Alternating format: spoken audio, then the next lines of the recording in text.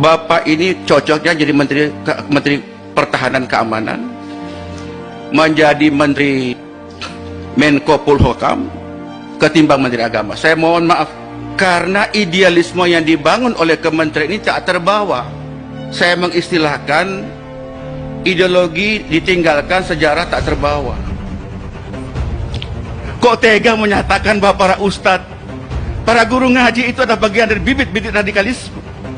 Apakah itu betul atau tidak, soal nanti Pak Menteri mengklarifikasi. Tetapi publik sudah menyatakan itu.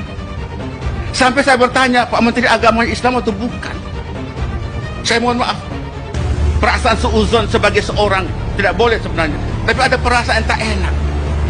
Karena kami anggota DPR seperti mendayung di tengah dua selah karang, Pak. Pak Menteri Agama, sekali lagi saya mengajak, berhentilah berkata radikalisme. Berhenti berkata radikalisme. Islam yang kita pahami ini Islam yang rahmatan lil alamin, dibangun oleh baginda Nabi Muhammad SAW, penuh dengan kasih sayang. Tidak ada kebencian. Kalau Menteri Agama sudah memandang umatnya, memandang rakyat penuh dengan kebencian, berhenti dari Menteri Agama Republik Indonesia. Apalagi saat-saat terakhir Pak Menteri Agama, mohon maaf, ini kedua kali saya bicara radikalisme. Pak Menteri Agama gagal faham mengenai fungsi-fungsi agama dan fungsi-fungsi pendidikan di Kementerian Agama di Republik kita yang tercinta ini. Tanpa ingin mengecilkan Pak Menteri Agama, tidak sama sekali. Tidak ada sifat alih tahir mengecilkan siapapun. Tetapi kita bicara soal check and balances, maka saya hanya ingin bicara. Bapak ini cocoknya jadi Menteri Pertahanan Keamanan, menjadi Menteri Menko Polhukam ketimbang Menteri Agama. Saya mohon maaf, karena idealisme yang dibangun oleh kementerian ini tak terbawa. Saya mengistilahkan ideologi ditinggalkan, sejarah tak terbawa. Kenapa demikian? Karena pernyataan-pernyataan Kementerian Agama kontraproduktif terhadap program-program dan anggaran kita.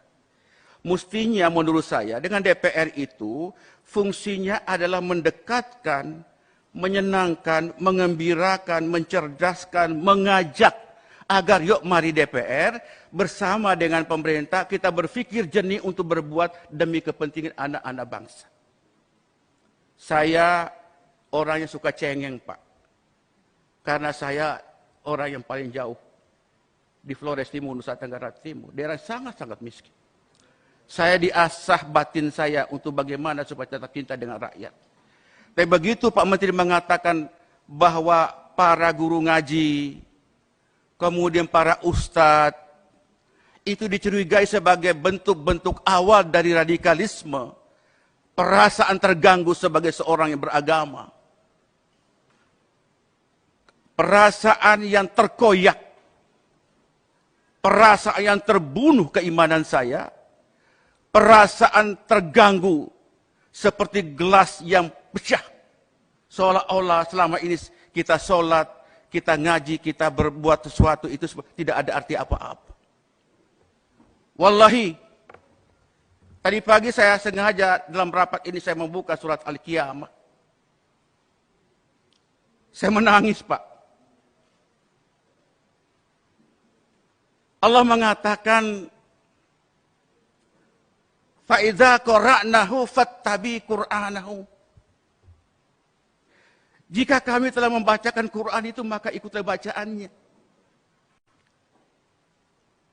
Saya membaca itu, air mata saya keluar, kemudian saya teringat Pak Menteri Agama. Kok tega menyatakan bahwa para ustadz, para guru ngaji itu adalah bagian dari bibit-bibit radikalisme? Apakah itu betul atau tidak, soal nanti Pak Menteri mengklarifikasi. Tetapi publik sudah menyatakan itu. Sampai saya bertanya, Pak Menteri Agama Islam atau bukan? Saya mohon maaf, perasaan suuzon sebagai seorang tidak boleh sebenarnya. Tapi ada perasaan tak enak. Karena kami anggota DPR seperti mendayung di tengah dua selah karang, Pak. Karang yang pertama adalah idealisme yang kami bangun. Kami rakyat kecil, Pak. Kami ini suara yang mendukung kami orang-orang kecil. Karang yang kedua adalah kekuasaan.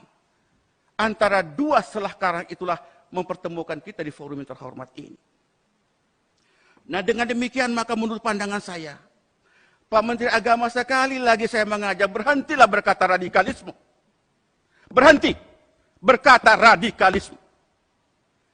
Islam yang kita pahami ini Islam yang rahmatan lil alamin, dibangun oleh baginda Nabi Muhammad SAW, penuh dengan kasih sayang.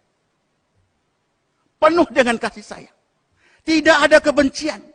Kalau Menteri Agama sudah memandang umatnya, memandang rakyat penuh dengan kebencian, berhenti dari Menteri Agama Republik Indonesia. Hari-hari kami Pak berhadapan dengan rakyat kecil. Saya hari ini dapat viral lagi Pak Ali Tahir, perjuangkan aspirasi kami. Saya bilang aspirasi itu bisa berjalan kalau imamnya tidak batal wudhu.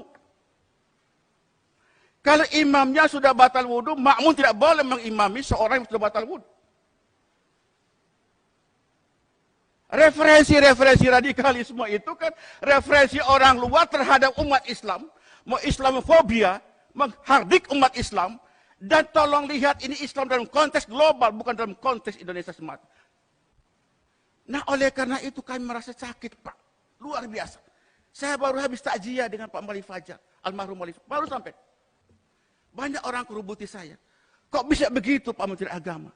Saya bilang beliau orang baik, Pak. Pak Menteri orang baik. Cuma belum belajar Islam esoteris dan Islam eksoteris. Islam yang substantif dan Islam yang simbolik.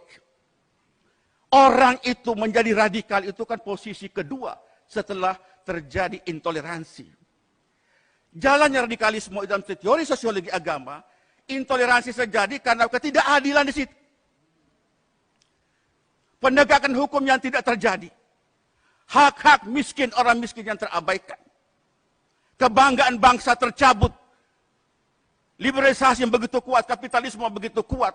Sementara orang menangis, orang menderita di atas tanah air sendiri. Nah, oleh karena itu paling mudah membangun bangsa ini jika intoleransi ini harus dimulai. Pertama adalah tegakkan keadilan. Yang kedua, sayangin orang miskin. Kurangin kesenjangan sosial ekonomi. Tidak boleh ada diskriminasi. Nah, baru radikalisme. Radikalisme terjadi apabila tiga faktor-faktor tadi bisa dijalankan dengan baik. Baru terakhir itu baru terorisme. Jadi kalau saudara menteri menganggap semua para mubalik ini adalah bagian dari bibit-bibit radikalisme, saya tidak mau bicara apa lagi. Masih perlukah musabaqah tilawatil Quran? Masih perlukah musabaqah tilawatil Quran? Yang tujuannya adalah mendengarkan orang membaca Quran, kita mengamalkan isinya, berfaedah, agar membangun kekuatan spiritualitas dan juga membangun kekuatan horizontal.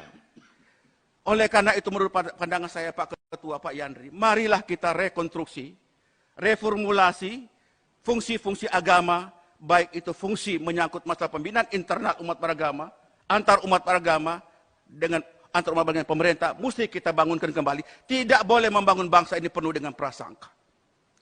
Kedua, fungsi pendidikan. Fungsi pendidikan, Anda bicara fungsi lebih berarti dibicarakan soal radikalisme, yakinlah itu.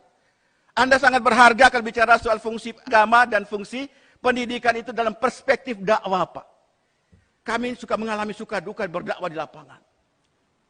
Suka duka, Pak.